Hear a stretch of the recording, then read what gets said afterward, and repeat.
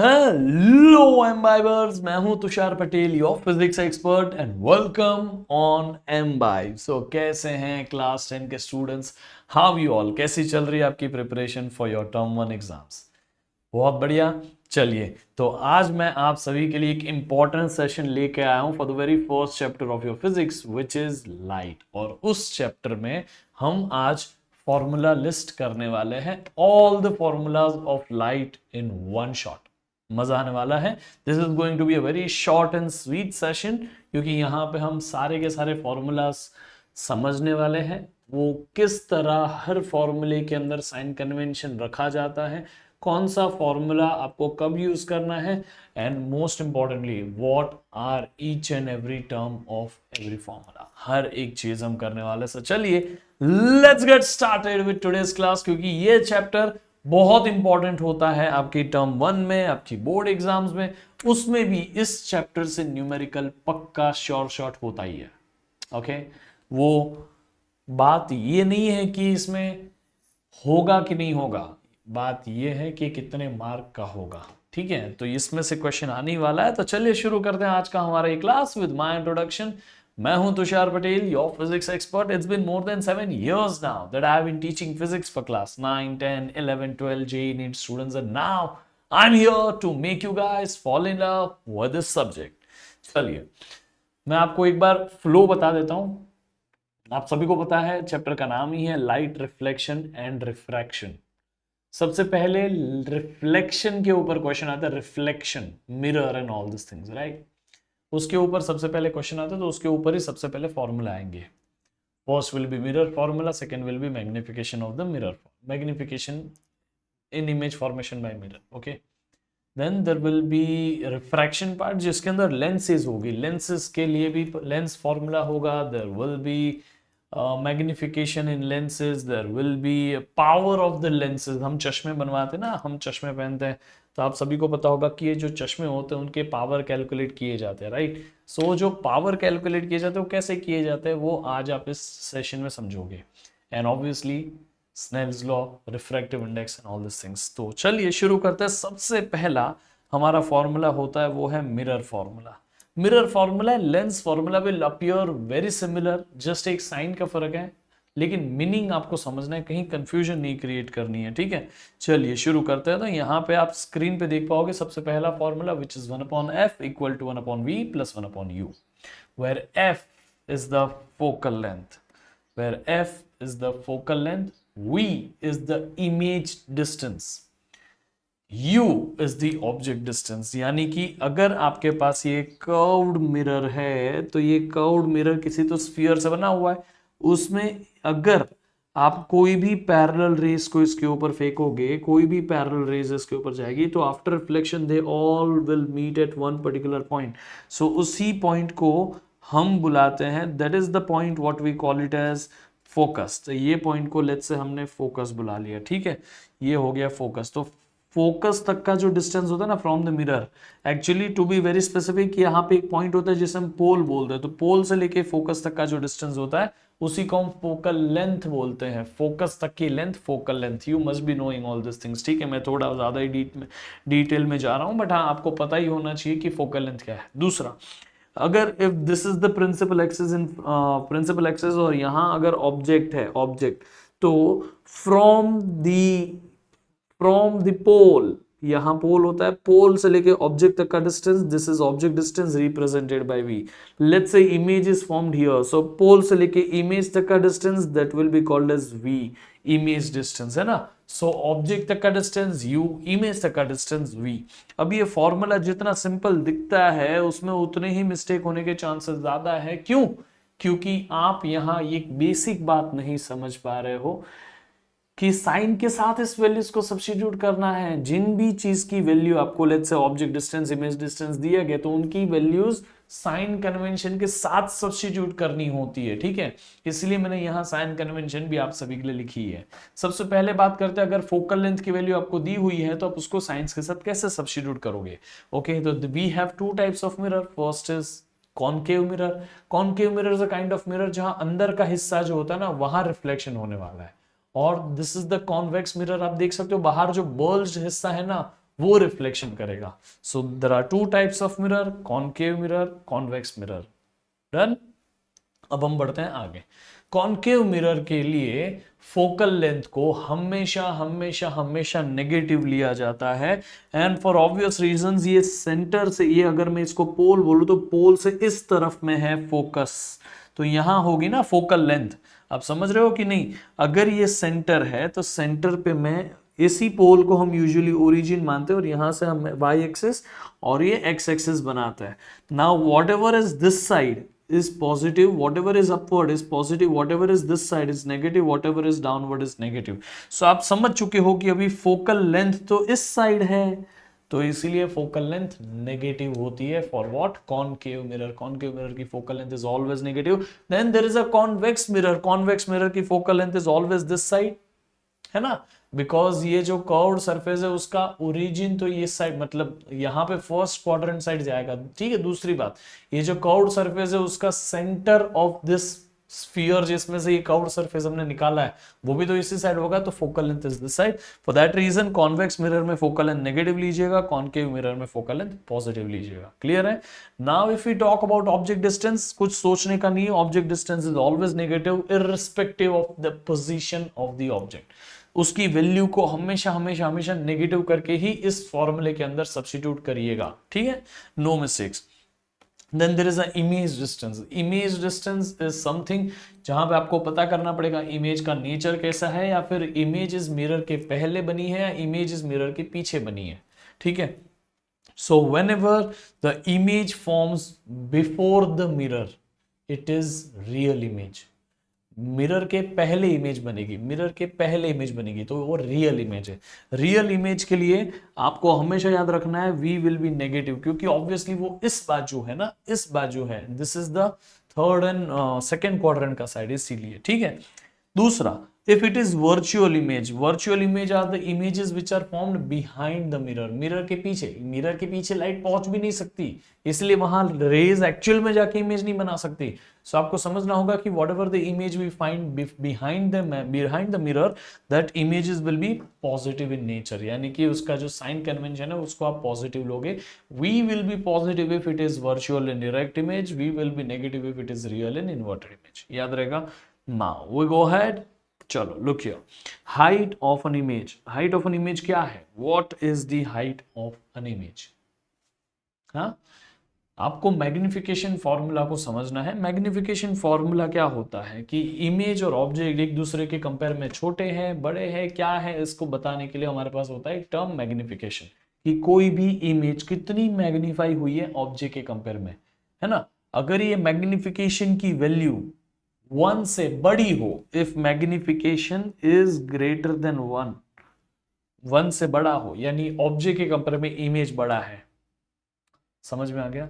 If magnification is less than 1, object के compare में image छोटा है, मैग्निफिकेशन इज लेस देन 1 तो इमेज इज स्मॉलर।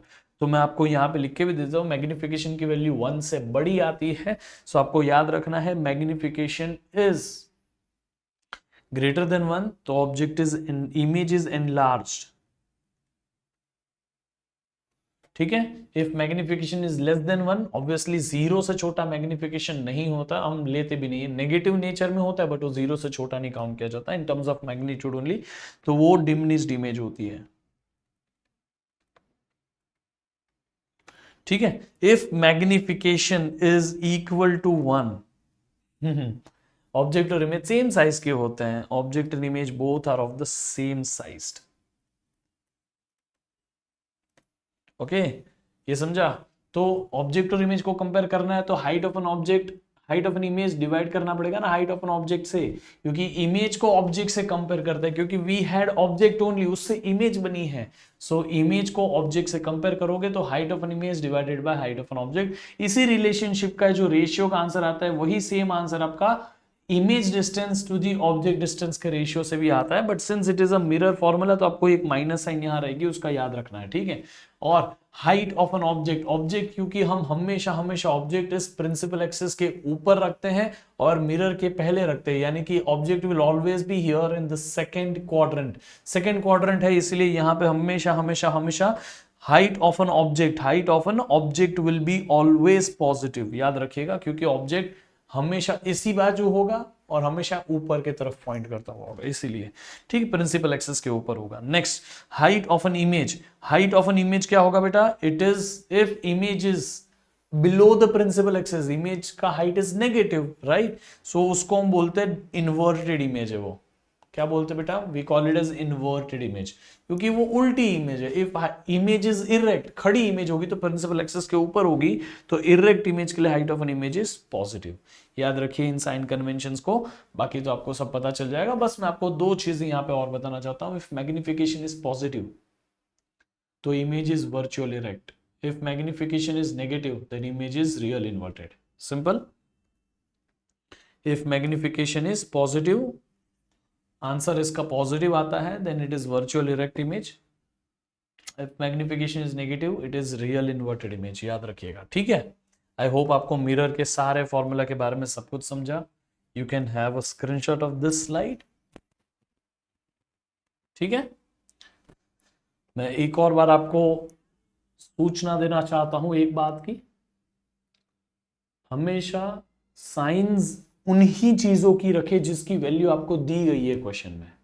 अगर आपको बोला है find the focal length of concave mirror, आपको पता है कॉन्केव मिरर है, आपको पता है कॉन्केव मिरर का फोकल लेंथ नेगेटिव आता है, बट क्योंकि आप उसे फाइंड करने वाले हो, please do not substitute the sign of it, okay. Formula will take care of the sign of unknowns. आपको जो फाइंड करना ना उसका आंसर का साइन के साथ आपको ये फॉर्मूला देगा।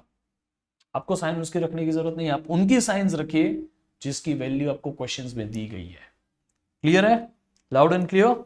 चल will go for the next thing which is lens formula. क्योंकि मैं मिरर फॉर्मूला आपको समझा चुका हूं, डायरेक्टली लेंस फॉर्मूला समझना आसान रहेगा, इसलिए मैं जो रिफ्रैक्टिव इंडेक्स और ये सब है पीछे कराऊंगा, ठीक है। चलिए, सो सबसे पहले हमारे पास है lens formula and it looks very similar to mirror formula. बस यहां जहां प्लस होता था पहले, अब वहां माइनस साइन है, नथिंग डिफरेंट, राइट। तो ये प्लस होता था मिरर में, अब यहां माइनस साइन है, बस उतना ही फर्क है। बाकी f is still the focal length, v is still the image distance, u is still an object distance, ठीक है। अभी साइन कन्वेंशन में हल्का सा फर्क आएगा, बस उतना ध्यान दीजिएगा। मैं आपको सिर्फ रेफरेंस के लिए वहां कॉनकेव मिरर किसे हम बोलते थे वो बताता हूं। वहां कॉनकेव मिरर हम इसे कहते थे, ठीक है, और यहां वहां कॉन्वेक्स मिरर हम इसे कहते थे, ठीक है। Just a second, convex mirror हम इसे कहते थे, लेकिन यहां हम इसे कॉन्वेक्स लेंस कहते हैं और इसे हम कॉनकेव लेंस कहते हैं। आप समझ रहे हो, तो ये सब पलट चुका है। कॉनकेव मिरर जो था, अब वही शेप जो है वो दोनों बाजू ले लोगे तो कॉन्वेक्स ये हो जाएगा। मतलब जिस तरह वहां कॉनकेव मिरर होता था, मैं आपको सिंपल करके देता हूं, जिस तरह कॉनकेव मिरर कन्वर्जिंग मिरर होता था, उसी तरह कॉन्वेक्स लेंस कन्वर्जिंग लेंस होने वाली है लेंसेज में।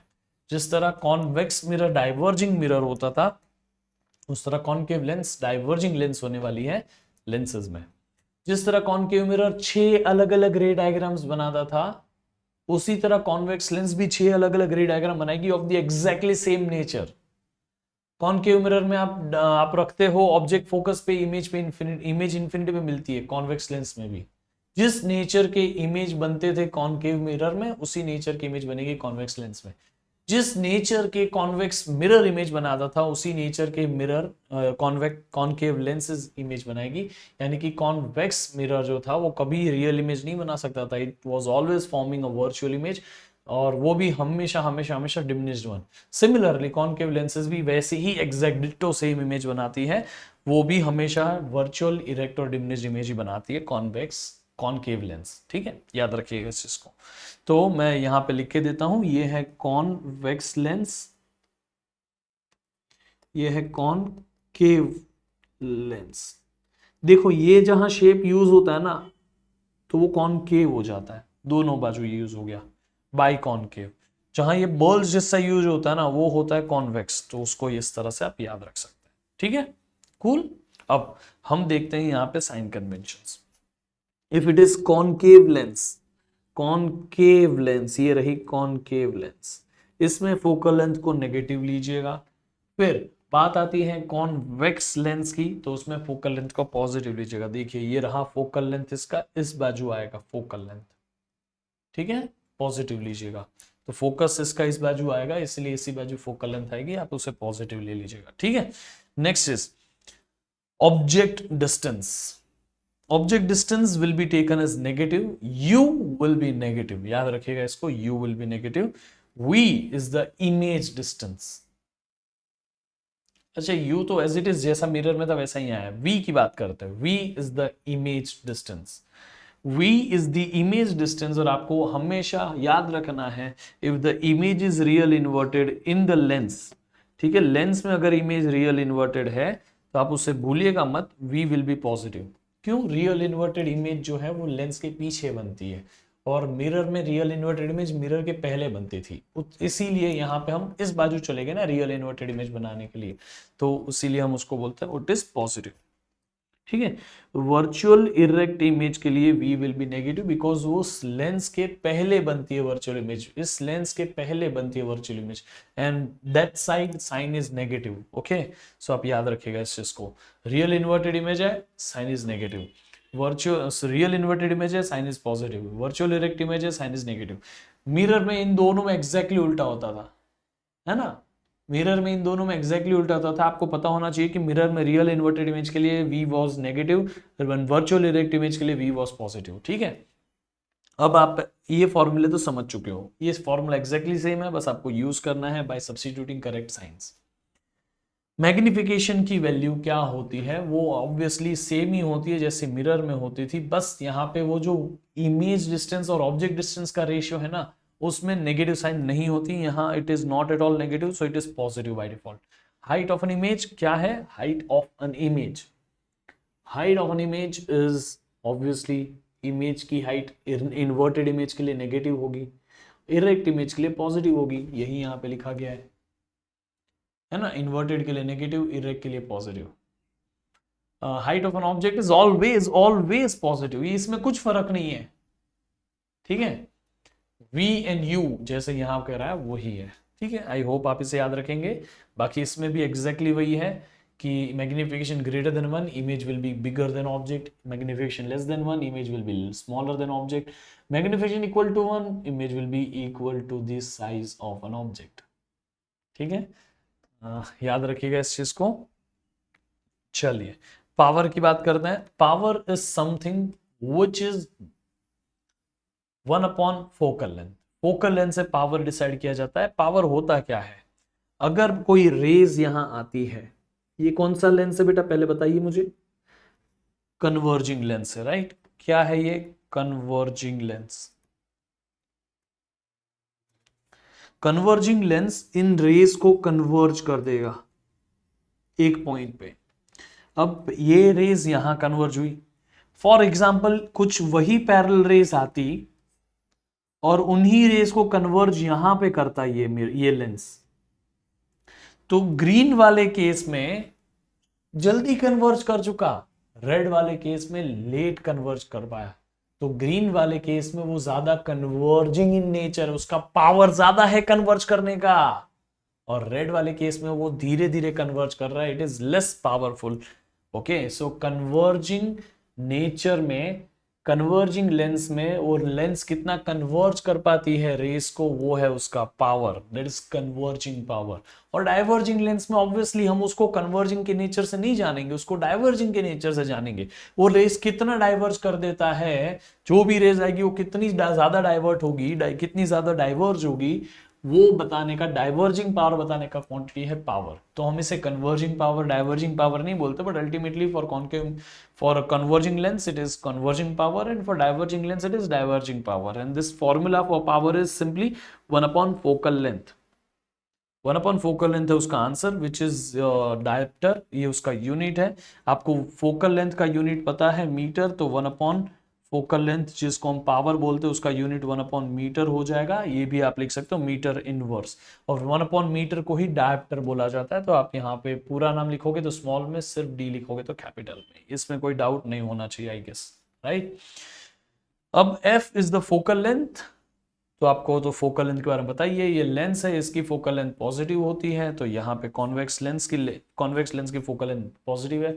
कॉनकेव लेंस ये रहा, उसकी फोकल लेंथ इस बाजू होती है विच इज नेगेटिव। सो वही है, पावर की एक खास प्रॉपर्टी है कि अगर मेरे पास यहाँ एक कन्वर्जिंग लेंस है जिसका पावर, कौन सी लेंस है, कन्वर्जिंग लेंस है नहीं कॉन्वेक्स लेंस का फोकल लेंथ कैसा होता है, पॉजिटिव, तो उसका पावर भी पॉजिटिव होगा। इसका पावर है +2। इसी तरह यहां एक और मेरे पास कन्वर्जिंग लेंस है जिसका पावर है +3। ठीक है, तो इन दोनों को अगर मैं साथ में यूज करूं, एक के पीछे एक ऐसे रख दूं, जैसे आप चश्मे बनाने जाते हो, आपको एक फ्रेम पहनाई जाती है और एक के बाद एक चश्मे के ऊपर लेंस डाली जाती है, तो इन दोनों का जो टोटल एडिशन, मतलब इन दोनों को कंबाइंड यूज करेंगे ना, तो उन दोनों का कंबाइंड इफेक्ट आएगा एक ऐसी कन्वर्जिंग लेंस का जिसका पावर इन दोनों के सिंपल एडिशन से बनता है विच इज +5। यानी कि powers are additive in nature, वो सिंपली ऐड हो जाते हैं टू गिव रिजल्ट। इसीलिए आपको वो एक लेंस डालेगा, फिर दूसरी, फिर तीसरी, अब वो तीनों के बाद आपको क्लियर दिखना चालू हो गया तो वो बोल देगा कि आपको इतने का नंबर है। लेकिन अगर उसने यहां पे समझ लीजिए कि ये दो लेंसेस डाल दिया आपके लिए, जैसे कि एक डाली पावर 2 की, एक डाली पावर 3 की, और उसके पास यही दो लेंसेज है कॉन्वेक्स के केस में, लेकिन आपका नंबर 4 का है, तो वो क्या करेगा पता है, वो टेस्ट करने के लिए यहां एक डाइवर्जिंग लेंस डाल देगा जिसका पावर -1 है। डाइवर्जिंग लेंस का पावर माइनस होता है, देखो फोकल लेंथ उसके नेगेटिव है, तो इसका total answer +2 +3 -1 which will be equal to, power will be equal to +2 +3 -1 which gives you +4, right. तो पावर क्या आ गया उसका, come on please tell me, उसका पावर क्या आ गया, +4 आ गया। प्लस यानी वो कॉन्वेक्स लेंस जैसा बिहेव करेगा, इन तीनों का कॉम्बिनेशन, इन तीनों का combination will behave like a convex lens जिसका पावर इज 4। तो देखो ये डाइवर्जिंग लेंस ने ना इन दोनों से जो एडिशन हो रहा था उसमें एक वैल्यू सबट्रैक्ट कर दी, क्यों, इसका पावर -1 है, तो आंसर अभी भी इन सारी लेंसेस का जो पावर का एडिशन होके आया वही है। तो इसी तरह वो आपके नंबर को आगे पीछे आपको अलग अलग वैल्यूज ट्राई करके आपको बताता है कि आपको ये चश्मा है। समझ में आ गया? So this is the concept of power. Powers are simply additive in nature, याद रहेगा। चलिए अब हम बढ़ते हैं स्नेल्स लॉ के तरफ। स्नेल्स लॉ क्या है मैं आपको बताता हूं। हमने रिफ्लेक्शन पढ़ा सबसे पहले। जब हमने रिफ्लेक्शन सीखा, रियलिटी में जब बहुत जमाने पहले हमें रिफ्लेक्शन के बारे में पता चला, तब हमें ये नहीं पता था कि रिफ्लेक्शन होता क्यों है, एग्जैक्टली वैसा ही क्यों होता है। फिर हमने उनको बोल दिया कि ये ऐसे ही होता है कि जब भी इंसिडेंट रहेगी वो रिफ्लेक्ट हो जाएगी, angle of incidence angle of reflection same बनेगा। क्यों बनेगा we don't know as of now, but हाँ ऐसा ही होगा, किधर भी ट्राई कर लो। इसी तरह दूसरा, incident ray, reflected ray, normal, all three will lie in the same plane. ऐसा क्यों पता नहीं, बट ऐसा ही होता है, that's why they are the laws, ऐसा ही होता है। फिर हमने अल्टीमेटली उसका प्रूफ हाइजन ने हमें प्रूफ दिया उसका, बट वो अभी केस नहीं है। हमें जब सीखा हमने रिफ्लेक्शन के बारे में, तब हमें उसके कॉज के बारे में नहीं पता था कि ऐसा क्यों हो रहा है, ये हमें नहीं पता था, ऐसा हो रहा है वो हमें पता था, इसलिए हमने अजम्पशन लेके चल के आगे बढ़ गए। इसी तरह रिफ्रैक्शन ऑफ लाइट पढ़े हमने ना,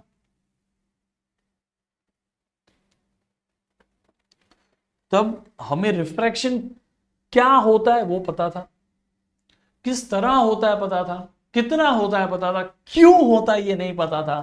एंड फॉर दैट रीजन हमने लॉ ऑफ रिफ्रैक्शन पढ़े। उसमें फर्स्ट लॉ तो रिफ्लेक्शन और रिफ्रैक्शन में सिमिलर है कि incident ray, normal and refracted रे और reflected ray both all three rays lies in the same plane, but refractive index वाला दूसरा लॉ है which was given by Snell. Snell ने दूसरा एक लॉ दिया था, उसने बताया कि अगर कोई भी रे जो होती है वो इंसिडेंट करती है तो नॉर्मल के साथ वो एंगल ऑफ इंसिडेंस बनाएगी, और कोई भी रे उसी नॉर्मल के साथ में जब रिफ्रैक्ट हो जाती है तो वो एंगल ऑफ रिफ्रैक्शन बनाएगी। वो क्या बनाएगी बेटा, रिफ्रैक्शन, एंगल ऑफ रिफ्रैक्शन, और यहां बना एंगल ऑफ इंसिडेंस। तो sine of the angle of incidence divided by sine of the angle of refraction will be equal to constant, and that constant will be refractive index between this two mediums. Refractive index of second medium with respect to first medium, ऐसा भी बोल सकते हो। It will be constant for this pair of medium, it's combination of medium. अगर ये air है, ये पानी है, उसके लिए फिक्स रहेगा। अगर ये एयर है, ये ग्लास है, उसके लिए अलग रहेगा, बट वो फिक्स रहेगा। जब तक ये एयर और ग्लास है, उसके लिए वही वैल्यू रहेगी।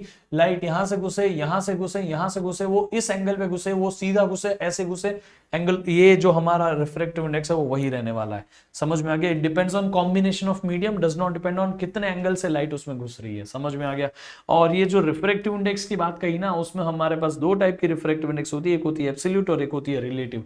एब्सोल्यूट रिफ्रैक्टिव इंडेक्स एक ऐसी रिफ्रैक्टिव इंडेक्स है जहां पे आप किसी भी मीडियम को किसी भी मीडियम को, जैसे ग्लास, वाटर, केरोसिन ऑयल, उनको एयर के साथ कंपेयर करते हो, और let's say air and vacuum are same, तो एयर और वैक्यूम के साथ आप उसे कंपेयर करते हो।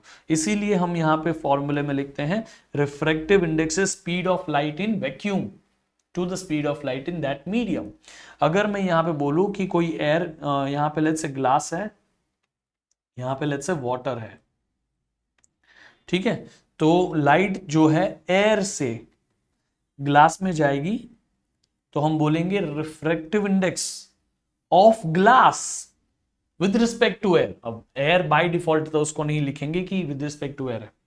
ये होता है speed of light in vacuum, या तो speed of light in air जो सी होता है, और दूसरा होता है speed of light in glass, वो v होता है। तो velocity of light in, speed of light in glass, वो vg, ऐसा लिख दिया, c बाई वी जी।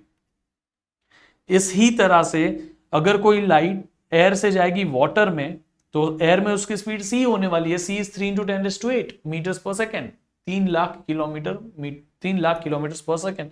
ये होता है speed of light in air और इन वैक्यूम। बट वो वाटर में जब लाइट आ जाती है, उसकी स्पीड बदल जाती है, इसीलिए लाइट बैंड हो जाती है। तो वाटर में उसकी स्पीड v वाटर होगी ना, तो इसीलिए हम यहां पे रिफ्रैक्टिव इंडेक्स ऑफ वाटर लिखते हैं। वाटर का रिफ्रैक्टिव इंडेक्स है, बट ऑब्वियसली एयर के साथ में, इसलिए मैं विद रिस्पेक्ट टू एयर नहीं लिख रहा हूं, बाय डिफॉल्ट है वो, समझना। वो होता है c बाय वेलोसिटी और speed of light in water. Simple है। ये दोनों एब्सोल्यूट रिफ्रैक्टिव इंडेक्स है, क्योंकि इन दोनों में हमने ग्लास और वाटर को एयर के साथ में इंडिविजुअली कंपेयर किया हुआ है। लेकिन अगर मुझे ग्लास और वाटर इन दोनों को ही कंपेयर करना हो, तो लेट्स से अगर मेरे पास में कोई ऐसा मीडियम है जहां आधे में नीचे यहां पे ग्लास है और ऊपर के रीजन में वाटर है, तो यहां वाटर है और यहां ग्लास है, तो लाइट किसमें से किसमें जाएगी? लाइट जाएगी वाटर से ग्लास में।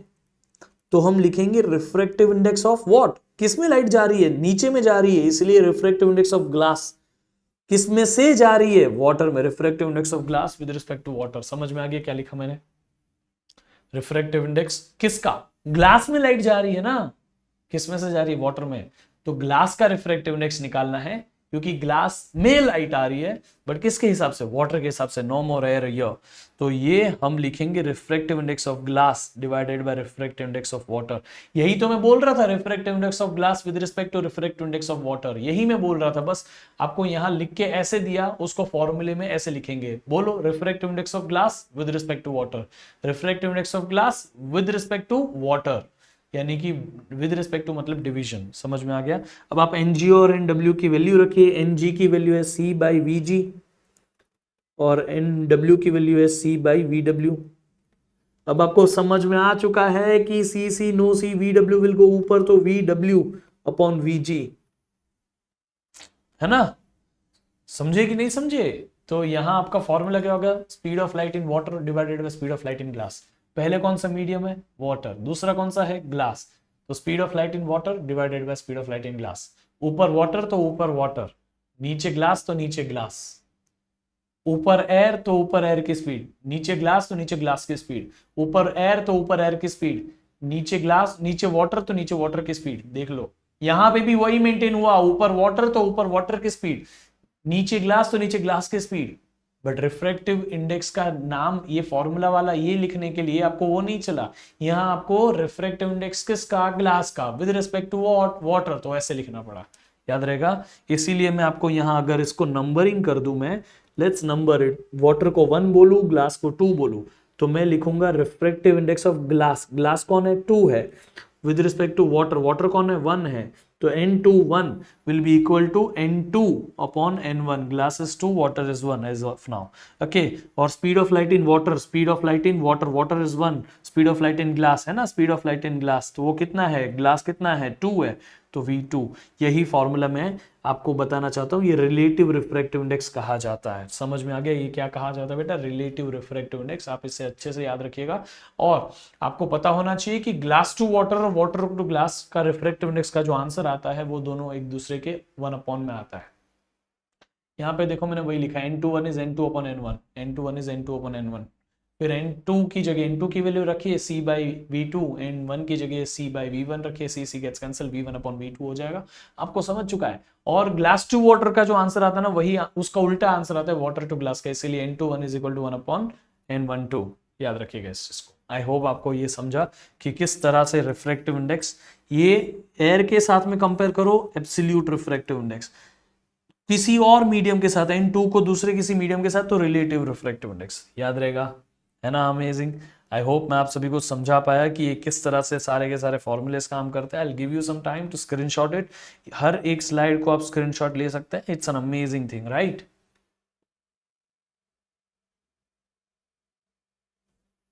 Done. Second slide, please take the screenshot. Third slide, please take the screenshot. And the last slide, please take the screenshot. I hope आप सभी को ये याद रहेगा. So this was an important and amazing session. I just invite all of you to come on www.mbibe.com और mbibe app के ऊपर आ जाए, Google play store Apple app store से डाउनलोड करके यहाँ पे आपको सिर्फ लॉगिन कर लेना है, और आप यहाँ पे हमारे इंपॉर्टेंट फीचर जैसे लर्न, जिसमें बहुत सारे एंगेजिंग वीडियोस है, हमारे लाइव क्लासेस वहाँ होता है, 3D एनिमेशंस और 2D एनिमेशंस और इन सबको इंक्लूड करके हम पढ़ाते हैं। मज़ा आ जाएगा आपको सीखने में, हमारे साथ में ज़रूर mbibe ऐप के ऊपर आइए सीखने के लिए। और जब भी आपको बुक्स खरीदने की जरूरत पड़े, please don't buy it, mbibe के ऊपर फ्री ऑफ कॉस्ट अवेलेबल है। प्रैक्टिस के लिए आपको कोई भी बुक अभी खरीदने की जरूरत नहीं है, क्योंकि mbibe के ऊपर सारी बेस्ट बुक्स अवेलेबल है, that too free of cost. NCERT exemplar, Lakhmir Singh, every book is available over here, so just start using it. हर एक बुक आपको यहाँ इंटरेक्टिव वे में फ्री में अवेलेबल है। And obviously whenever you want to give the test, आपको किसी की वेट करने की जरूरत नहीं अभी, क्योंकि यहाँ mbibe के ऊपर we have an amazing feature to create your own test. चाहिए क्लिक करिए, सब्जेक्ट सेलेक्ट करिए और चैप्टर सेलेक्ट करिए, you are ready to give the test. आपके मन के हिसाब से आप जब भी चाहो तब टेस्ट दे सकते हो, आपको अपनी प्रैक्टिस करने का आपके टाइम पे मौका मिलेगा, ठीक है। बाकी आपके लिए एक सरप्राइज है, जो mbibe लेंस है, आप जरूर इस ऐप को डाउनलोड करके चीजों को स्कैन करके 3D में पढ़ के देखो, मजा आ जाएगा। This is my favourite app and it is going to be your favourite as well. और ये हमारा टेलीग्राम चैनल है, टेलीग्राम चैनल का link is given in description box. जरूर इस टेलीग्राम चैनल के लिंक को यूज करके आप ज्वाइन हो जाइए हमारे साथ में। वहां पे आपको हमारे सारे लाइव क्लासेस की सारी अपडेट्स मिलेगी, क्योंकि हम mbibe के ऊपर आपको पढ़ाने के लिए बहुत सीरियसली लेते हैं, मतलब आपको हम एकदम डेडिकेटेडली पढ़ाते हैं विदाउट वेस्टिंग एनी टाइम। सो जरूर आप हमारे ये सारे के सारे फीचर्स यूटिलाइज करिएगा। तब तक के लिए आप हमारे साथ जुड़े रहिए, पढ़ते रहिए, मचाते रहिए। Till then keep imbibing. Keep imbibing. We believe in you.